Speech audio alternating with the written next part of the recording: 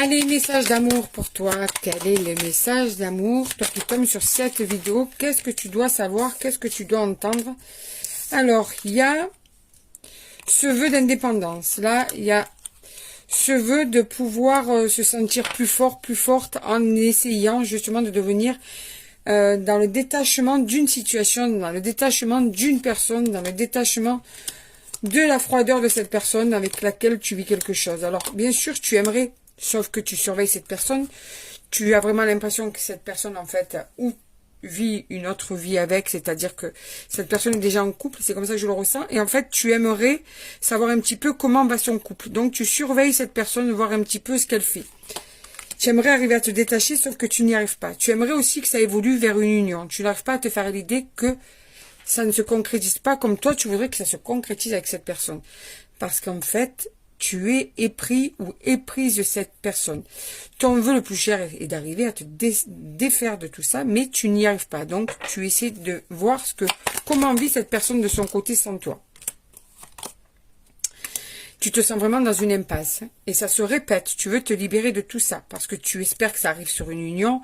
Tu espères. Mais tu vois bien que ça n'y arrive pas. Tu vois bien que ça ne se débloque pas. Et que cette personne, en fait, n'est pas auprès de toi.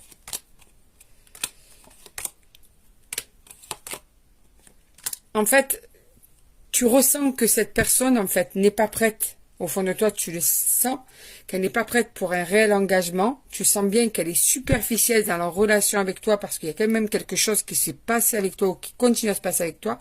Ou en ce moment, peut-être vous êtes en stand-by. En tout cas, il y a eu quelque chose. Tu sens bien que il y a un changement, en fait. Qu'au début, cette personne te donnait l'impression qu'elle était là pour quelque chose de plus concret et qu'en fait, au fil du temps, tu as vu que c'était superficiel. Et c'est pour ça que tu en souffres aussi, parce que tu y as cru, toi, à tout ça, tu vois. Et vous en êtes arrivé à une séparation. Ok. Alors attention, il y a des retrouvailles qui vont se faire. D'accord? Il y a des retrouvailles qui vont se faire avec cette personne que tu épies sur les réseaux sociaux, qui est déjà en couple. Ces retrouvailles vont très très bien se passer. Vous allez vous voir, hein. Vous allez à nouveau vous voir, à nouveau partager un moment ensemble, mais attention, tu vas quand même te sentir seul dans cette relation.